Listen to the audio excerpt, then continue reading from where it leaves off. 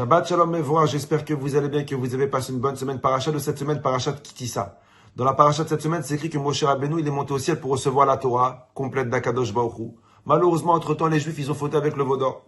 Et le 40e jour qu'il était au ciel, Akadosh Baruch Hu dit à Moshe Rabbeinu, Lech Red, va et descends. Ki shichet amcha, parce que ton peuple, il a fauté. Va et descends. Moshe Rabbeinu, qu'est-ce qu'il fait? Il dit, ok, je descends, mais il prend avec lui l'étape de la loi. Akadosh Baruch Hu dit à Moshe Rabbeinu, ah non, l'étape de la loi, tu les laisses.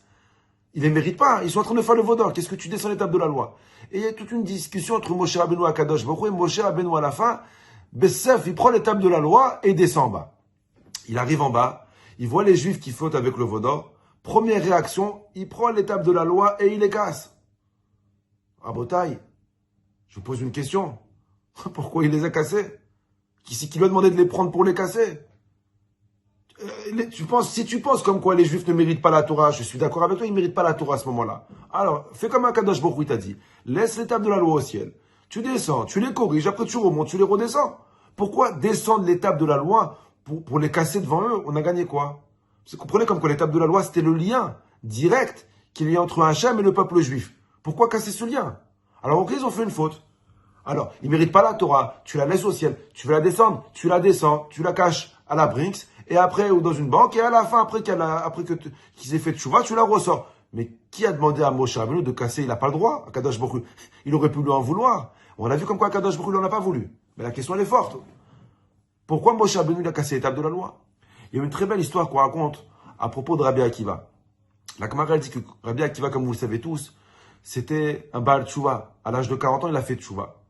Et la Gemara, elle raconte, elle dit que un jour que Rabbi Akiva, il marchait dans la rue, il venait à peine de rentrer à la yeshiva, et à peine un petit religieux, il venait de faire, tu vois, une petite barbe. Il marche dans la rue et il a vu une personne qui était décédée sur la route. Vous savez, dans la Torah, il y a plusieurs catégories de mitzvah. Mais la mitzvah, une des mitzvahs les plus importantes, les plus belles, c'est ce qu'on appelle met mitzvah. Quand il n'y a personne pour s'occuper d'un mort et que on arrête d'étudier la Torah, on arrête même la construction du Beth Amikdash pour aller enterrer cette personne. Rabbi Akiva, il marche dans la rue, il voit un mort et il s'en rappelle, il dit, j'étais à la yeshiva hier et le Rav, il a dit comme quoi la plus grande mitzvah qu'il peut y avoir, c'est met mitzvah. Donc, qu'est-ce qu'il fait? Il prend la personne qui est décédée et il marche avec le corps plus de 20 kilomètres. Il traverse toute la ville. Il arrive dans le cimetière. Lui-même, il creuse la tombe. Lui-même, il enterre le bonhomme. Il était tout fier de lui. Vous savez, quand tu as fait une mitzvah, tu sais comme quoi c'était la chose à faire, tu es fier de toi, fier de lui. Il retourne à la yeshiva. Et devant tous les rabbanim, il leur dira, ah, Botaï, j'ai fait la plus grande mitzvah qu'il peut y avoir. Tout le monde s'arrête d'étudier, tout le monde le regarde. Mais qu'est-ce que tu as fait comme mitzvah? Il leur dit, il leur raconte toute l'histoire. Je marchais dans la rue, j'ai vu une personne qui était décédée. J'ai porté le corps pendant 20 kilomètres et je l'ai enterré. Applaudissez-moi! Non, il n'a pas dit ça. Mais faites-moi, il était heureux de sa mitzvah. Quand les rabbanim, ils ont entendu ça, il y a un rave qui se lève, qui lui dit, répète ce que tu as fait. Alors lui, tout fier, il dit, il veut me féliciter, il répète. J'ai marché 20 kilomètres avec.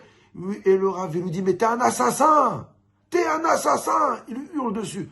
Le qui va dire, oulala, mais c'est quoi, c'est fou? Et qui va dire, mais moi j'ai tué personne, moi j'ai enterré la personne.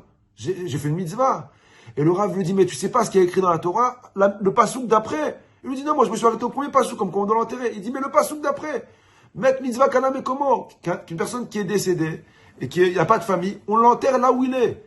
Et celui qui les transporte, c'est considéré comme si qu'il avait tué. T'es un assassin. Rabbi Akiva, il tombe dans les pommes, il sait plus où se mettre. Bon, l'histoire elle est finie.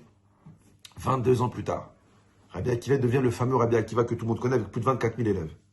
Un jour, il fait son cours. Il y a un élève qui se lève et dira, je peux te poser une question, mais tu ne te vexes pas. Rabbi Akiva dit, oui, mon fils, bien sûr, pose. Il lui dit, c'est vrai l'histoire qu'on raconte sur toi, il y a 22 ans, quand tu venais de faire tchouva, que tu marchais dans la rue, tu as vu un maître mitzvah, tu as transporté, c'est vrai ou pas? Et le Rav, il le regarde et dit, ouais, cette histoire, elle est vraie. Il lui dit, qu'est-ce que tu as ressenti à ce moment-là? Écoutez comment c'est beau ce que je vais vous dire. Le Rav, il dit, ce que j'ai ressenti, c'était de la peine. Parce que des fois, les rabbanim, ils ne savent pas faire passer le message. Des fois, au lieu des fois, ils ont raison sur le fond, mais pas sur la forme. Il y a une façon de... alors il y a une façon de comment dire les choses. Il y a une façon. On ne fait pas honte à quelqu'un. Ah, tu ne montes pas la Torah parce que tu ne fais pas Shabbat. Tu ne touches pas le vin parce que tu n'es pas Shomer Shabbat. Il y a le fond et la forme. Et je pense que la forme, elle est aussi importante que le fond. Voire plus. Il y a une manière de faire passer les mitzvot. On n'est pas... Bechokma. Il dit, j'ai eu de la peine quand il m'a dit ça devant tout le monde. T'es un assassin. Moi, je ne connaissais pas la mitzvah. Je lui dis, alors, qu'est-ce que tu as fait? Il dit, au départ, Je me suis dit, Akiva, qu'est-ce que tu fais là? C'est des grands malades. Pars. C'est comme ça qu'on te fait. Toi, à 40 ans, tu viens étudier, c'est comme ça qu'on te fait, alors qu'il est plus jeune que toi. Il dit, au départ, je voulais tout abandonner. Je voulais arrêter de faire Shabbat, je voulais arrêter de manger cachère. C'est des fois qu'on est déçu d'un rabbin, alors on pense comme quoi le rabbin, c'est le bon Dieu. Il n'y a rien à voir. Le rabbin, c'est le rabbin, et le bon Dieu, c'est le bon Dieu. C'est pas parce qu'il y a un qui se comporte mal, que Akadosh Baruch Hu, rien à voir. C'est pareil les deux choses. Et il a dit au départ, j'étais vexé. Et après, je me suis dit, mais alors, il y aura toujours quelqu'un pour te faire honte. Si c'est pas le rabbin, ce sera l'épicier. Si c'est pas l'épicier, ce sera le boulanger. Si c'est pas le boulanger, on va pas se vexer. À chaque fois que quelqu'un nous fait une réflexion. Il dit, tu vas rester à la yeshiva. Et tu vas leur prouver comme quoi tu as ta place ici. Il dit, chaque jour, ce qui me motivait à venir étudier, c'était de prouver à ce rabbin comme quoi j'ai ma place ici. Vous savez, c'est vrai comme quoi la réussite, elle entraîne la réussite. Mais l'échec, si une personne qui a échoué et qui veut réussir, eh ben, l'échec, il est encore plus fort que la réussite qui aurait pu t'entraîner à la réussite. L'échec, il arrive à transformer en toi quelque chose que même la réussite n'arrive pas à transformer. Vous avez compris? L'échec, il arrive à transformer en toi quelque chose que même la réussite ne peut pas t'apporter. Et c'est bidiouk ça, le Rabbi Lubavitch dit. Pourquoi Moshe Rabbeinu, il a cassé l'étape de la loi? Il a vu comme quoi les Juifs, ils ont reçu la Torah, ils ont vu les louchot et les diplés, la mer qui s'est coupée. Mais il a vu comme quoi le lien qu'ils avaient avec Hachem n'était pas assez fort. La preuve, ils ont fait le vaudor. Moshe Rabbeinu, il a voulu faire un nouveau lien avec les Juifs et Hachem. Alors il a cassé les premières tables de la loi, il a cassé le premier lien pour en refaire encore un plus fort. Parce que Moshe Rabbeinu, il savait que l'échec, il apporte quelque chose que même la réussite ne peut pas apporter. La semaine prochaine.